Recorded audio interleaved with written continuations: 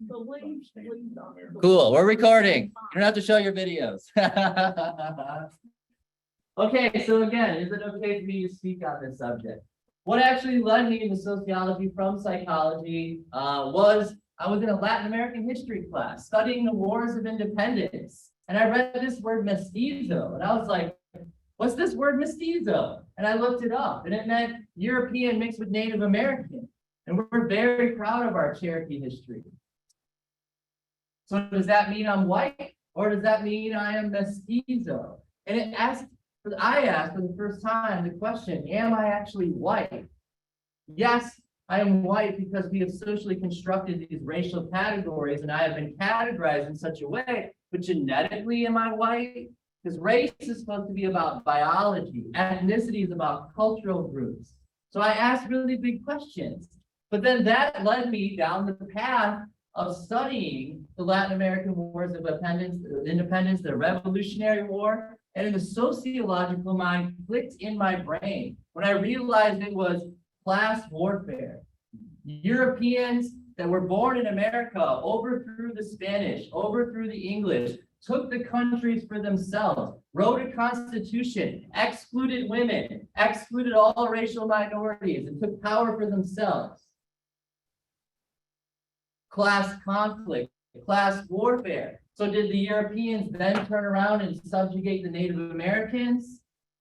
Now we're in the realm of sociology, class, race, ethnicity, cool, capitalism. All right. To introduce the United States government, our Congress has apologized to many groups for degradations, our ill-conceived policies and treatment of Native Americans, violence against Native Americans, maltreatment, neglect, overthrowing the Kingdom of Hawaii. The Pope just recently apologized for the mass killing of children that were Native Americans and then burying them in mass graves, which we just dug up. How sad. So again, the chills start going through my body because I'm thinking, and these are religious educations, so again, it's the association for religion, education, the treatment of Native people. The institutions of our society failing Native Americans to such an extent that they were brutally murdering them. And then recently, I don't know if you guys remember Marlon Brando in 1973, coming out saying, I refuse this award on behalf of the treatment of Native Americans. The person who stood up and did that, Sacheen Littlefeather, was stigmatized for decades and experienced hate, almost violence against them. But then what did the Oscars do, 2 years ago? We're so sorry that we did that to you. We're sorry that we ostracized you for standing up for Native Americans. But it took 40 years for an apology from the Oscars for how they treated Marlon Brando and Sacheen Littlefeather. Whether or not you should, go up at the Oscars and talk about politics, the whole different debate, but still to stigmatize someone for taking a stance against the cruelty of Native Americans. So again, we as a country have acknowledged our role that we have played. Cool? So again, what is the purpose of this specific presentation then? Well, I really want to answer this big question. Why do Native Americans, because this is pure sociology, we're looking at demographics. Why do Native Americans have the lowest life expectancy compared to all other racial categories? Why do they die before whites, blacks, Asians? Is it genetics or is it sociology, the social context, prejudice, discrimination, lack of access to healthcare? Why do they have higher rates of disease? Why do they have higher rates of mental health distress? Why do they have higher rates of drug and alcohol abuse, including fetal alcohol syndrome? Why do they have less educational attainment? What's the best way to get out of poverty? Education, the key piece. Why do they have higher rates of domestic violence and abuse? How much of this is psychological factors like stigmatization? Why do they have inadequate access to healthcare? Why is a Native American scared to go to a hospital? Okay, that's the social psychology. The treatment of Native Americans in the social context has gotten into their head. They have what do you call it? Internalized this stigma. That's it. Internalization of, I think it's called individual stigma, if you break it down into three parts. But they've internalized the stigma that they are scared to go to a white doctor because that white doctor might try to sterilize them if you're a female, for example. Because that's what doctors did. Native American woman would come in, they'd sterilize you. Did whites receive the same treatment? We know the stories of African Americans in the government experimenting. We know the ethical issues. This happened. Why are we talking about it? Not to shame white people, just to acknowledge it. No one's here to shame anyone. We just need to acknowledge this happened. Here are the outcomes of what happened when colonialism and cultural domination occurred. Now we have major social problems with this population, with really high risks for outcomes. That's sociology. That's the main question we need to ask. How did that happen?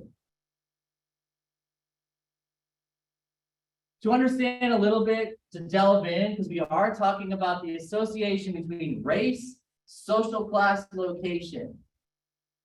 It's a deeper theme that's going to be running through this whole thing. What's the association between race and where you are located compared to other people?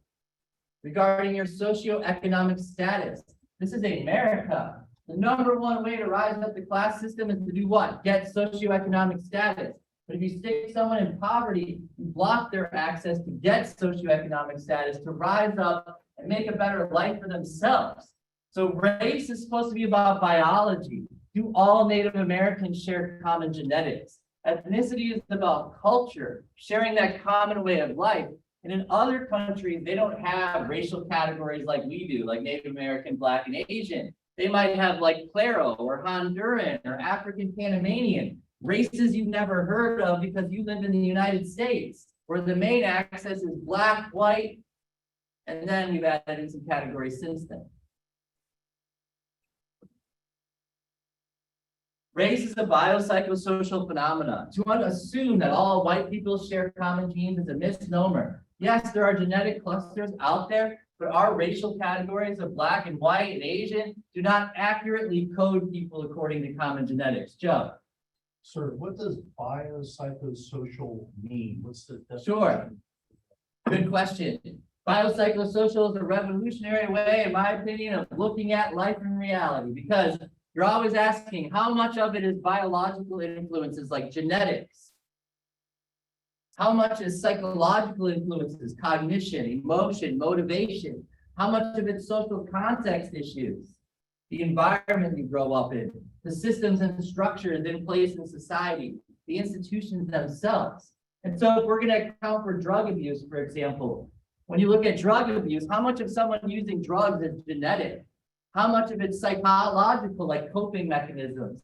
How much of it's the social context? I grew up in poverty, there's drugs everywhere, everyone's doing it.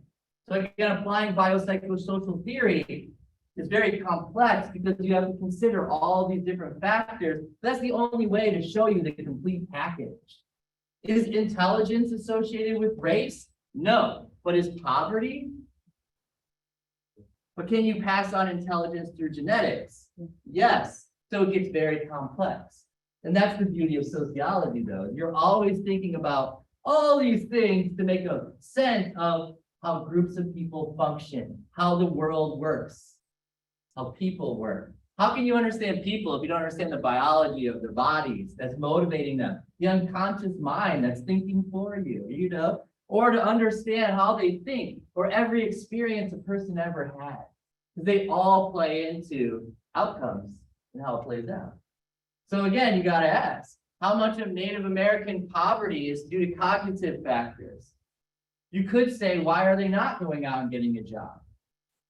And now you're opening up some doors of thinking, which we'll get to. But again, you have to ask that for anyone in poverty. Why are they at the food bank? Is it because they made bad choices, psychology? Is it because they live in an environment where there's no access to jobs? So even if they wanted to get a job, they couldn't get one? Is it because they have 6 kids? Is it because they're lazy genetically? So again, you have to ask really tough questions to address factors. The food bank thing was on NPR today, and it was talking about all the different reasons for why people go to food banks, for example. All right. In the United States, we have an incredible amount of blending. Again, how did I end up mestizo? Well, my ancestors from Europe and the ancestors that were Native American blended, right? I didn't know the origin of Mardi Gras was the blending of Native American culture and African culture. That's why they wear the feather. Did you know there were Black Native Americans? Did you know that I always joke about the Norwegian blacks, because there's a genetic cluster that runs from Norway to Africa. Norwegian blacks? No? No. But that's how genetics works. People that can drink milk versus people that can't drink milk, that's a race. It's so complicated. Again, we don't have time to delve into all the racial theory here. But again, recognize that in the United States, we've had an incredible amount of blending. European with Black, what's that called? Mulatto in Latin America. European with Native American, mestizo. What's an Amerindian? Mostly Native. What's a Honduran? You know, so you have to ask really wild questions. It gets really wild. So when we're talking about Native Americans, what are we really talking about? Those in the United States, or those like the Inca that had a massive civilization that got wiped out? Are we talking North America, Latin America? So again, you have to realize, and I can't go, we don't have enough time to go to all the cultures, but you got a huge number of cultural ways of life spread across the Americas for a very long time. So when the Europeans came, and then eventually African slaves were brought over, and then people from Asia came over, again, everyone in America is pretty blended. The idea of a pure race is a myth. There's no such thing as a pure race. Moving on though, ethnocentrism is the concept of judging a culture based upon your cultural standards. We need to apply this today. And also cultural relativism is judging a culture from their perspective. So when we ask, did the British commit genocide? There's two ways of answering that question. One, we can look at it and judge them like that was genocide, or we can look at it like, well, that was just their way of living. So we need to know those words a little bit. But the overall point is this, is that race and ethnicity is associated with socioeconomic status. Your education, your job prestige, your wealth, your cultural capital dictates your socio-class location, where you're located in the class system. And where you're located in the class system is associated with outcomes. Who has more access to healthcare, rich or poor? Those with college degrees, those without. It's just a math equation, but it has real life outcomes. So if you take an entire race and you don't let them go to school and you block them from getting a job, you are automatically reducing their socioeconomic status, which is reducing their social class location into the lower classes. And you're essentially sticking them into poverty. And when you stick a whole race into poverty, that's when you get the negative outcome. And if you don't let them get out by institutionally blocking them, discriminating against them, it's tough. Historically in America, to be a female or a non-white. We live in a system that historically, structurally, is prejudicial toward minority groups, discriminated against minority groups, stigmatized them, and have committed incredible acts of violence against them. Every minority group in America has experienced this. Okay. We have done this through laws, policies, and social attitudes. In our racist, sexist, ethnocentric, Benny, cisgenderism, what's the word? Cisgenderism continues to be prevalent in America. Cisgenderism is a new word. Benny's been helping me with it because Benny has a better memory than I do, and I keep trying to speak it into my life, and I keep hard learning new words, okay? I don't envy children trying to like fill their head with vocabulary because it's hard. The vocab test, right? Okay. How did race and ethnicity become associated with social class location?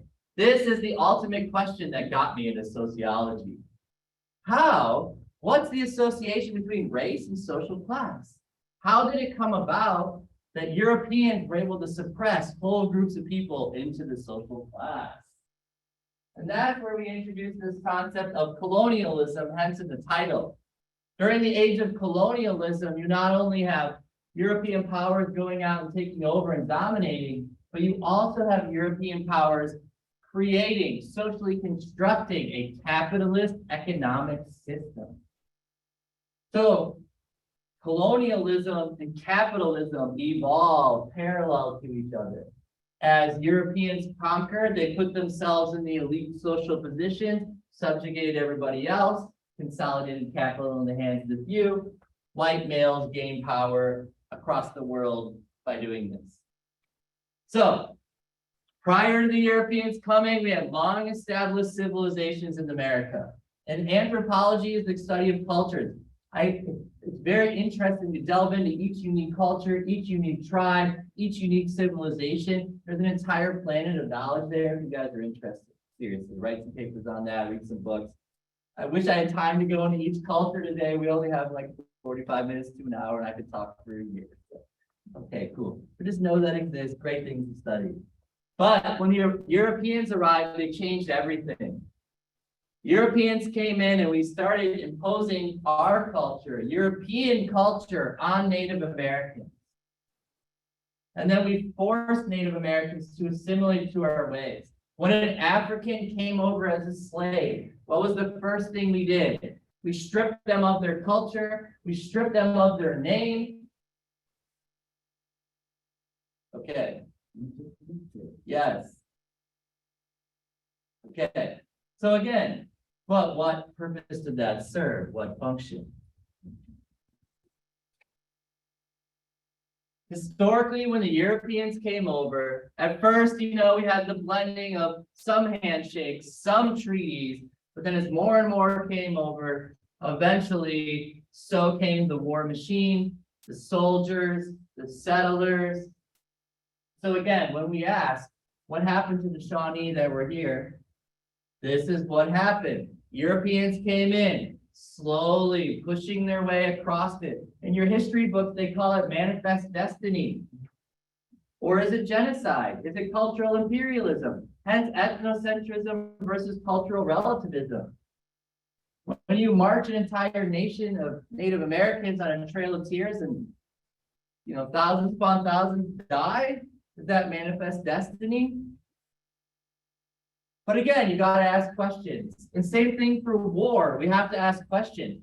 When our grandfathers bombed Germany in World War II and killed thousands of civilians, are they heroes or criminals? And it depends on your perception. And that is, again, we have to look at life in all the ways. And without judging, hence I don't want to come up here and point fingers. That would be ethnocentric. We're really here to report it. But again, this did happen. So when the Europeans came over and with guns, germs, steel, 10 million natives died. Pretty much 95% of the native population died between 1500 and 1800. In 1800, we only had 200,000 Native Americans left. Out of 10 million. 200,000, that was it. How did they die? Guns, germs, steel. That's a great book, Guns, Germs, and Steel. I don't know if you guys are in history class. If you get a chance to read that book, change your brain a little bit, the way you look at life and think about things. Well, books, they open up thoughts. You never thought you might, and you're like, what's this? Wow, okay. But yeah, 10 million died. Currently in the United States, we have 5.4 million Native Americans, 1.2% of the United States. So obviously it's not a huge population, but as Americans, we have to ask, is that a population that matters? Because historically, it didn't matter.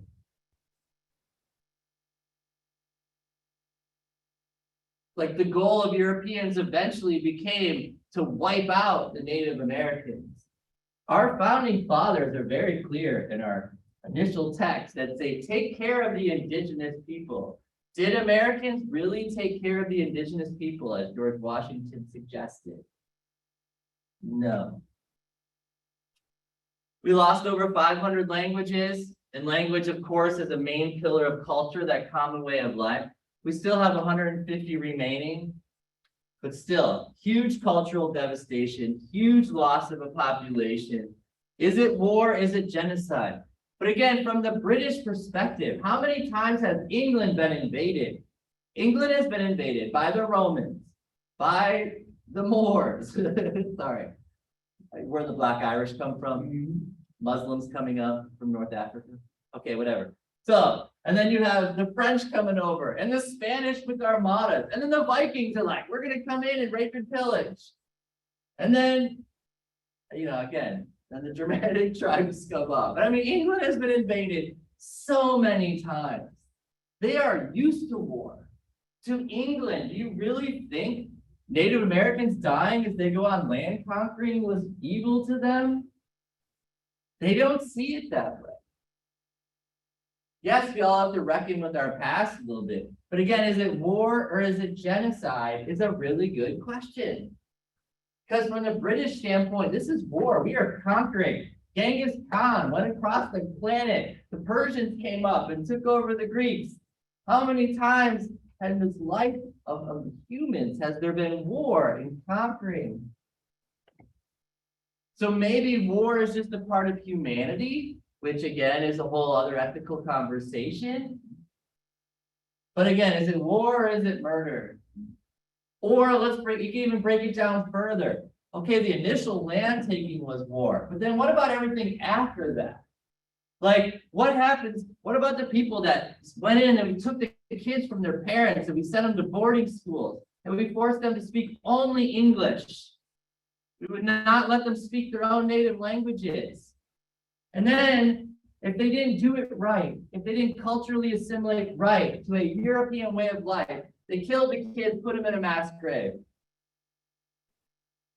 How did we end up with Black Native Americans? Because we lost so many Native American men to being taken, to being scalped, to the wars. And then we only really brought 90% of Africans were male that came over. So you had a lot of African men and a lot of Native American females in America, and they blended. But how? Because we took the African men from their families. And then we took the Native American men from their families. So again, the mixing in America. And so you could argue racially through the rape of Blacks by slave plantation owners, to the taking away of Native Americans and forcing interblending, how much of our genetics are mixed. So is a Black person in America have the same genetics as someone in Africa? What about the history of rape and the blending of other cultures in the America that might not have happened in Africa? And so race is super complicated. Super, super complicated. And we have to recognize that we're all essentially blended in weird ways that you might not think of. But again, this is one way we got blended. Cool. The government would pay for Indian scalps. $5 a head, up to $150 a head. It's not a happy subject, it's dark. But again, what happened after the conquering? They're still paying for scalps. The governor of California was like, kill as many Native Americans as you can, because we need this land. Should there be a statue for that person? Hence, we're starting to question our statues and starting to tear some stuff down because, we really want a statue for the Confederacy, for those who killed Black people. Even in England, they went through and all the old slave owners in England, they took down their statues too. Because even England's having to reckon with this past that they had. By 1970, 50 years ago, 42% of Native American women were sterilized. What's the purpose of all of this? What's the purpose of war, conquering, taking over countries, wiping out Native Americans, destroying their culture, taking kids from their parents, paying for just murdering Indians? Why? What purpose does it serve? Why were doctors sterilizing Native American women in 1970? Power, domination.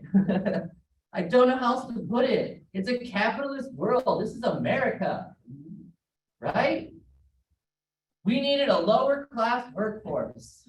Native Americans initially were enslaved by the Spanish and the English, but what happened? They all died. They all died. So the Europeans were like, crap, we still need a lower class workforce. So where'd they go? They went to Africa and they took an already established slave trade and made it big corporation business. And so the African slave trade begins simply because the natives all died. If the natives had lived, there might never have been an Alaskan slave trade because they already had the slaves they needed built into the country that they were taking over. It's an interesting argument for the origin of the slave trade. The ones that were survived in America essentially were subjugated into lower classes, just like the Asians and the Africans were too, and the Mexicans. The word Hispanic comes out in 1960. It's like a new word. Do Latin Americans really identify as Hispanic? It's a really good question that we should be asking. Same thing with Native Americans. Is it Chicano? Is it Amerindian? Is it Indigenous? What's the preferred word? Latino? Mexican? Honduran?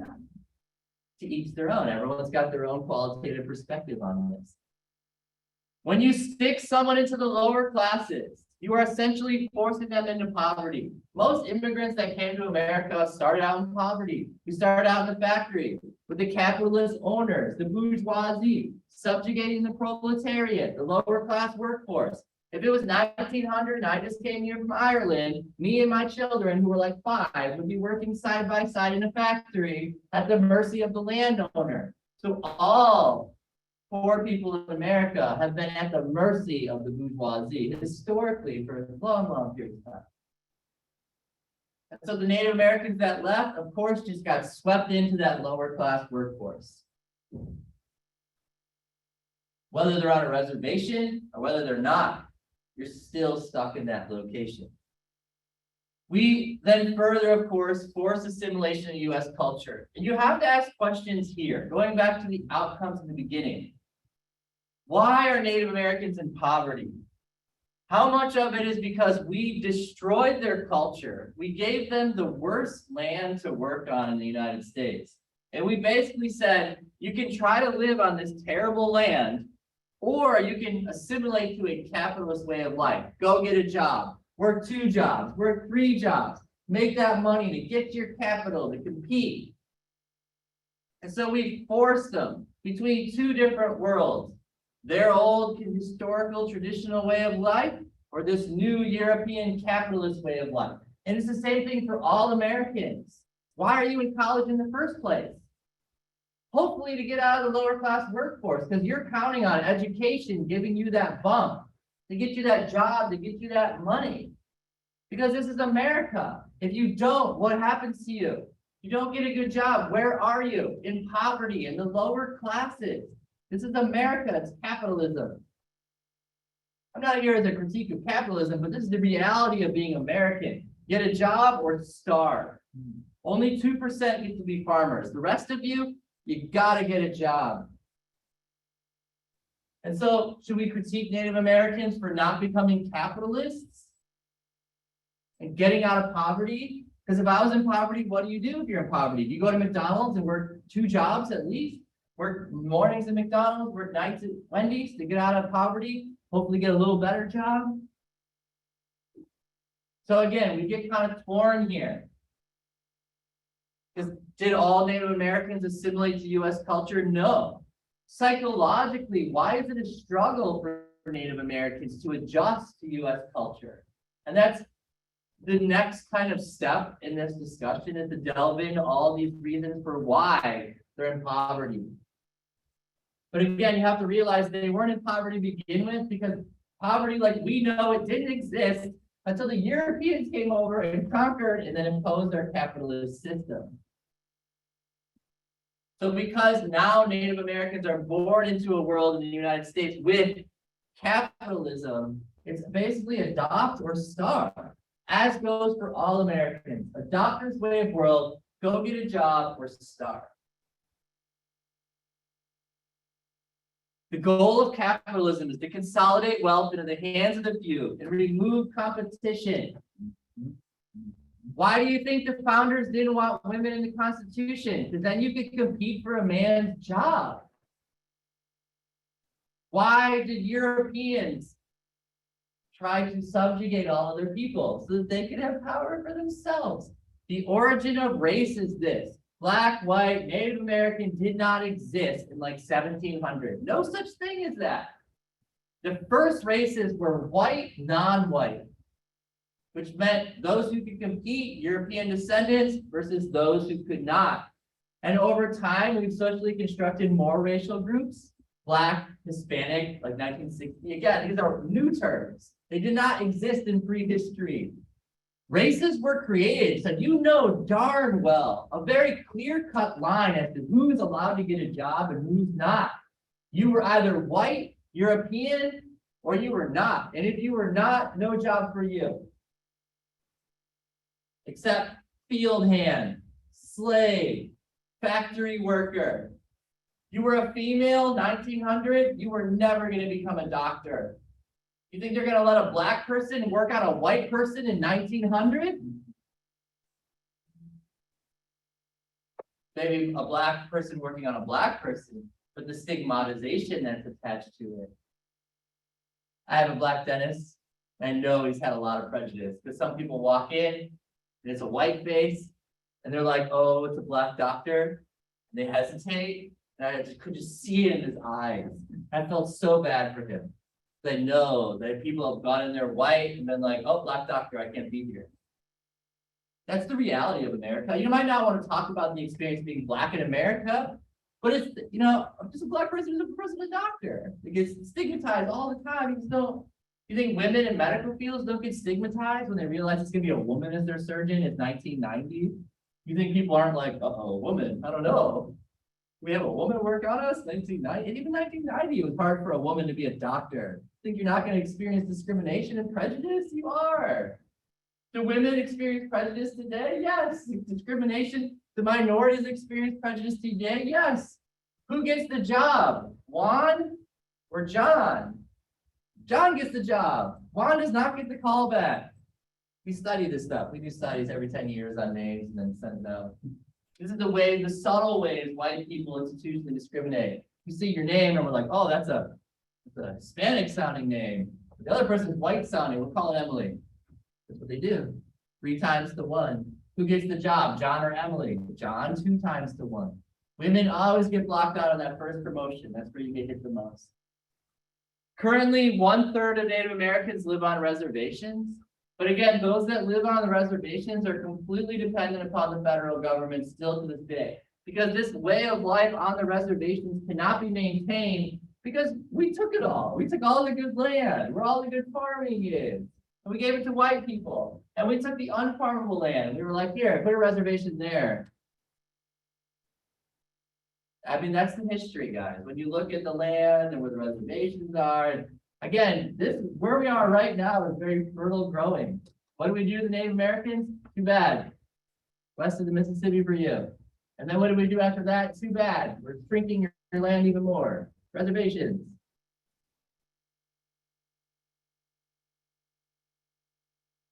The other downside is when people that are on reservations get the educations, what do? They leave the reservations, taking that good talent out of the reservation.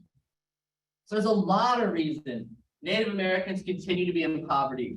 Cultural assimilation, having to adjust to cultural assimilation, having their whole way of life being ripped out from underneath them, being given the land that's not usable.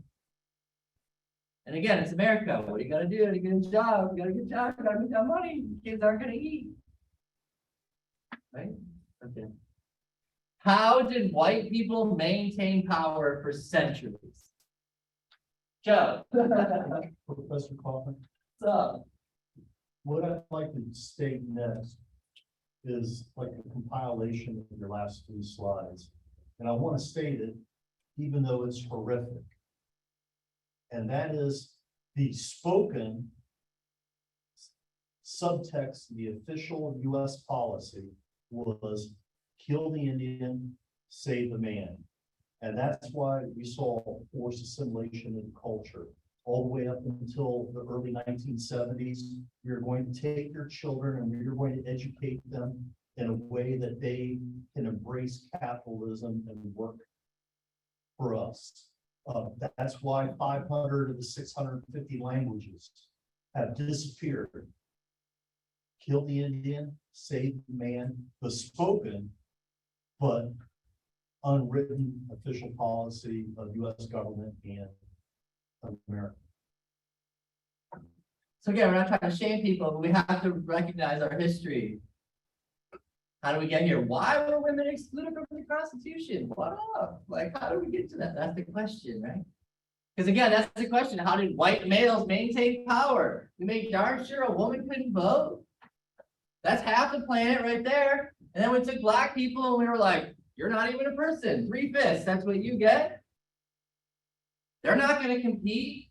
The Asians, Chinese Exclusion Act. You can't even be a citizen of America if you're Asian. And if you were, we took it from you. It's 1884 or whatever. It's 1884. That's the year always. That's what they did. They just took their citizenship away from Asians. Are we proud of that as Americans, that we just took their citizenship because they're Asian? What's up? The history of America, it's not always beautiful. But again, it's the multiple sides. It's a manifest destiny. It's a genocide. The goal for Europeans was to maintain that elite social class position. That's the whole point. Since we only got like 15 minutes, I'll fly through the last of it because we're getting some of the gist of it. But again, we blocked minorities, including females. We stigmatized all minorities. We made darn sure they couldn't get a job. The needs of whites were always placed ahead of the tribes. Whites got the best land. If the treaty didn't work for us, we threw it out. This is in Greenville, down the street. You guys can't see it on Zoom, but it says the largest pioneer fort in Ohio was built here in 1973. It opened Ohio to white settlement. White settlement. They still have this plaque. Every time I drive to the court in Greenville, I'm like, I gotta take that plaque down. I'll get arrested if I like try to hack it down. But white settlement. What about the Black Americans and the Asian Americans? No one was concerned with them.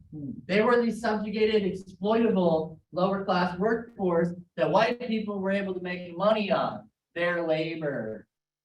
What happened when slavery went away? All of a sudden, white people in the South had to go work their farms. Why is the South still the poorest place in America? They lost their exploitable lower class workforce and no industry. We dealt very harshly with the Native Americans that refused to sign treaties. As we moved westward, we slowly encroached on their lands. The Indian Removal Act of 1830 relocated Eastern tribes to the west. The Allotment Act of 1887 is when we divided up the reservations into housing plots, and we expected them to be small farmers on crappy land. But Native Americans didn't know how to farm, like Ohioans with their mega farms. So we just gave them a farm, didn't teach them how to farm on really crappy land, and we expected them to fend for themselves. In the 1950s, we took away federal assistance from Native Americans, and it was so bad. They were just, the poverty just got so bad that 20 years later, they're like, oh my God, that was a bad decision. We need to give money back to Native Americans. The U.S. has tried to stop giving Native Americans money. They have tried in 1953, failed because of what happened. It just got worse for them. What are the effects of subjugation into the lower classes and cultural devastation? You know, what are these effects? Privilege, power, and oppression comes from Crenshaw. This is intersectionality theory, how things like race, sex, gender, all intertwine to dictate where you're located in the class system and how much prejudice and discrimination you experience. So that's what it is. Privilege for whites, power for whites, oppress the non-whites. Who benefits? Whites with money, with capital. Not all whites, not poor whites. The capitalist whites with money, with capital. That's who always benefits, guys. Poor whites are in the same place as all the other poor people. They're all poor. They might not experience as much stigmatization, but they're just as poor. Who's really making the money? Well, look at that $40 million apartment, in New York. That one apartment's got more money than all of Piqua. We think we're doing okay. So we got our $45,000 a year in Piqua, while the New York guy is getting, $1 million bonus every 3 months. That's just the reality of capitalist America. The wealthy own all of our wealth, guys. What is 80% of the wealth of America is owned by 1% of the population? The rest of us, exploitable lower class workforce. We might think we're doing great. We got our Honda Civic, we got our white picket fence, but Native Americans have high unemployment rates, average about 50%. Again, we got to ask why. Is it because of where they're living? Is it lack of access to jobs? Is it refusal to assimilate to a capitalist way of life? All of these are potentials. Why do they have lower incomes and higher poverty rates? Why are they stuck in low-paying jobs? Less likely to be a manager, professional, technician, salesperson, administrator. Yes, the tourism and the casinos have generated some income, but that doesn't cover everybody on the reservation. Most of the reservation is completely economically depressed. Education is the only way out, but what happens when they get educated? They leave, and they're not bringing that money back. There's low levels of school enrollment amongst natives. Why? Isn't school a requirement? Maybe it's not on a reservation. Education enables assimilation, but if you don't have high levels of education, how well are you assimilating? It has been shown that being a traditional native also has nothing to do with education. You can be both American and Navajo, for example. Healthcare is also failing. Again, we're not necessarily providing Native Americans. The reservations are economically depressed. Here in the richest nation in the world, still 1 in 5 people are stuck in poverty, and Native Americans are the highest of that group within a group to have been in poverty. And again, we have to ask why. Why are Native Americans in poverty? What is up? Because the origin of all those initial social problems is poverty. Does drug use increase where there's poverty? Yes. Does abuse and violence increase in poverty? Yes. You could argue that rich people can hide it better, but still questions, So has there been social change? Yes, we have had major attitude shifts over the years. Our attitudes toward Native Americans have drastically improved. And I would say in America, against all stigmatized groups, it's improved. Our attitudes about women being a surgeon have improved, but it's not perfect yet.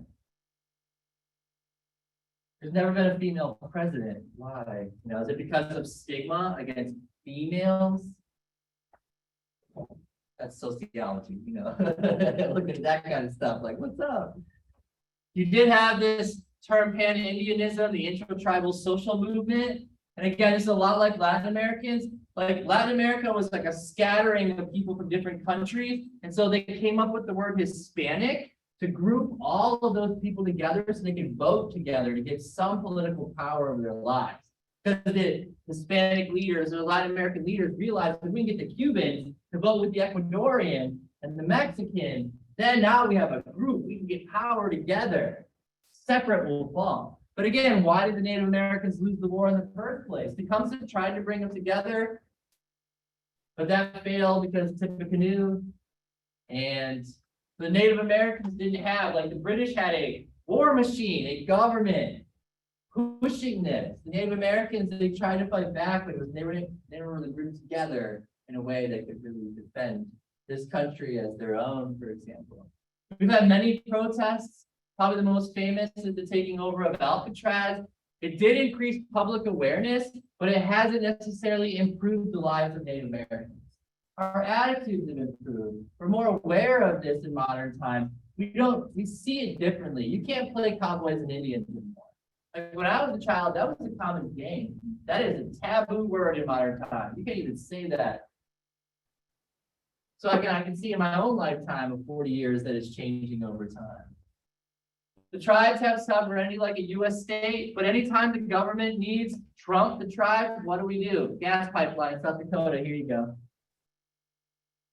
So they really care. If we need to encroach on their land, the U.S. tends to go ahead and do it, even if the Native Americans are protesting it. So what can we conclude as to why Native Americans are at risk for outcomes? And are these outcome measures applicable? I ask this question, are the outcome measures applicable? Because how do we measure the quality of a Native American life? Are we measuring the quality on when we judge all other Americans on status, on how much money you have, how nice your car is, your college degree, how good looking you are? That's America, right? Materialism. What's the most important thing to you? If you're trying to show off. Is that how now do we measure Americans whether they're good people, or do we measure Americans on capitalist measures like education and power and wealth and job? It's a blend in America. Yeah, family's a big deal, and we care about being a good dad, but do we care more about having a good car when it comes to status? I don't know, it's the question. So how do we measure the worth of a Native American life? And again, white professor bias here, like, ding, ding, ding, you know, like, I have no right to speak on that. I don't know. That's why I put the question up there for myself. And I bring it up in my class, we were talking the other day, I'm 45, I work at McDonald's. How do I feel about myself? When I look out and I say, how does society feel about me? What's reflected back? But what if that McDonald's worker has a best friend that thinks they're the funniest person ever? So do you measure yourself on how your best friend feels about you or how society feels about McDonald's workers? And then I bring up things like how does the Black is Beautiful movement improve the psychology of African Americans in America? Whereas we stigmatized them for years, all of a sudden we had the shift in the way we thought about Black Americans as beautiful, and then confidence, and then bright eyes, and then, you know. So how do we measure Native American life? Is it whether or not they're in poverty? It's an ultimate question. So, conclusions. I brought back all of the stuff we had in the first one. Why are they such high risks? The number one sociological answer is they've been oppressed for centuries. We've engaged in cultural imperialism to wipe away their way of life. We stuck them on land that could not be used. We essentially forced them into poverty. And so we're really looking at for an answer to all of this is one, probably the biggest one is poverty. This is why they have such lower life expectancy. How important is having good, fresh food? That's what I kept hearing on the NPR thing today about the food bank. Because what's cheaper? Processed food. But if you're eating processed food versus fresh food, who lives longer? It's little things like that you might not think of. But this is the difference between why do like people with money live longer than people without as much money. There's an association there. People with money are eating better food, better access to healthcare, better access to preventative healthcare. And then, of course, less drug use and things like that, right? Again, across the board. So poverty, and that poverty is sociology, right? We're looking at social factors. I put in the end some psychological stuff, but again, we're looking at the social factors. So poverty increases all of this. Who gets a college degree more? Community college students or university college students? Who's more likely to get a bachelor's? Those that go to university or community college? They're less likely to get a bachelor's. Yeah, 2 to 1. Students that go to universities are twice as likely to get a bachelor's. Why? What do community college students have in common compared to university students in general? Money. Good, Dr. Blevins. Yeah, because they got more money. Your parents' socioeconomic status is associated with whether or not you graduate college. Those in poverty graduate less. And if they're graduating less, they're not getting as good of a job. They're not getting as much socioeconomic status. Those with a bachelor's degree make twice as much as someone without a bachelor's degree. So again, we're looking at why do all these outcomes end up this way? And again, we're looking at poverty. What happens when you stick a whole race in poverty? What happens when you stick all Black people in poverty? Does it increase crime rates? Right? Does it increase drugs? Does it increase all social problems? That's basically the point of this whole lecture. But in America, that's what we did. We made darn sure you're stuck in poverty. Who's more likely to be in poverty, a man or a woman? Who's more likely to die young globally, a man or a woman? Women are 22 times more likely to die than a man globally because of access to healthcare and childbirth. You help a woman see a doctor and then help them take care of their kids, you'll level the playing field. In America, women live longer, but not globally. So women should live longer because of estrogen. Joe. Sir, first of all, I'd like to say thank you very much for an incredibly outstanding class. I love you. Thank you, Joe. Second, I'd just like to share, I make a statement to share with your class. Chippewa, Lakota, Shawnee. What I love is Russell Means was an actor. He was in some movies like Lost to the Mohicans. He was also president of the American Indian Movement. And he was asked, hey, president of the American Indian Movement, what should we call you? Should we call you American Indians? Should we call you natives? What should we call you? And Russell Means stated this beautifully. He stated, give us back our land, let us practice our culture, and we'll call ourselves whatever we damn well please. I really wanted Joe to come with me. I know, I'm sad. We just never enough time. It would have been so great because Joe knows the history and political science of it all. I'm looking at it from the sociology. Joe's looking at the history of the events and then the follow, that's so cool. I wish so next time. Joe, Dr. Blevins, Diversity Committee, what's up? So again, I did conclude this whole thing with solutions. Are there solutions to improve outcomes? Can we end poverty? Will that fix everything? Reduce inequality, end racism, and ethnocentrism. Will that work? Can we bring back lost cultural ways of life? Maybe just care about people more. And then again, future discussion, the psychological effects. Because, I'm not really covering that today. I'm really just looking at race, social class, poverty, inequality, stigmatization in the social context, violence, prejudice, discrimination, all the words. But I'm not getting into the psychological effects. How does this affect them? Because you have to look at the psychology of poverty too.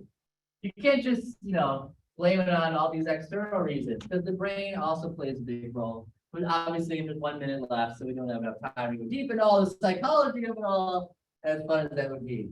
Okay, thank you. Questions? Or clapping? Thank you. I appreciate that, Joe.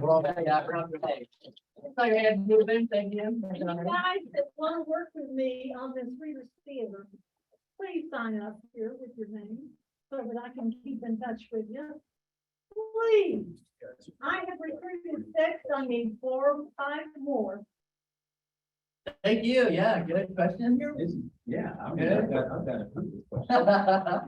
And obviously, and this reminds me, there's knowledge, there's understanding, and there's wisdom. And you can present knowledge, they can gain understanding, but then what happens when they move over their eyes? The best I'm good. And that question came up yesterday. Huh? And that's exactly What happens if you tell a racist not actually different from a black person? To a racist, they roll their eyes and they don't even want to hear it. Yeah, I feel you. So where'd you teach at? So I came, thinking that I might raise this morning. And I was blown away by the level of honesty and historical relevance and You know, like this shit, oh my. Around the kitchen while we have something. You are fantastic. Thank you. No, no homework for you, or you. Yeah. I mean, you have to do your theory's paper this week, but next week I'll put in some grades, yeah. All right, guys, thank you so much. Students of mine, send me, hey, Marva, what's up? Send me an email, students that I know you were here, so I can credit you for your extra credit. our entire diversity committee ought to be. Yeah, I didn't see Marva right there. That's awesome. What's up? She's under all. Yeah, cool. Good to see you. All right, guys. Thank you for coming. It's truly an honor. I'll send out the recording too. Thank you, Ash. Yeah, you're so nice. All right. Brandon, thank you. Good peeps on this thing. Yeah. What's up? Did you have many on Zoom? Yeah, we had another like 15 or 20 on Zoom. Yeah, looks good. Yeah. So I'm just going to end this. Hold on, Marva. Are you trying to say something, Marva? I'm going to unmute everyone. Hold on. I'll unmute everyone. It's all muted. Dr. Blevins brought you a book, Marva. Okay. Is it not muted? I'm trying to figure this out. It's like too smart for me or something. Hold on. I'm doing it somehow. Now you can unmute yourselves. I think you can unmute yourself now. It's rocket science. It's too smart for me. There you go. Got it. What's up, Marva? Wait, it cut out again. Hold on. Stop working. Stop working. Where now? There we go. There we go. Yeah, very good. We had 22 participants on Zoom, so that I Oh, think that's good. a good Oh, absolutely. And Yeah. I think, You're so here. Challenge. yeah, well done. Thank you for the I owe you history. one. Yeah, that was fun. You're nerve-wracking, seriously. We'll just keep the series going. We've been looking to, have someone to represent the Hispanic American experience, the Asian American experience. So I'll get with you to see, if you can help Okay. us bring some people in. Thank you. Job Good. well done. Brandon, where are you at? You're at the coffee shop. Are you in German Village? Yeah, you are. Are you out? Oh, it's our favorite. That's my spot right there. It's our spot. German Thank you, Village. everyone. Yeah, Joe Stoffs. German Stoffs now. Used to be Cup of Joe back in the day. All right, I'm closing this. You guys, All right, thank you good. so much. Yes, thank you. All right. All right.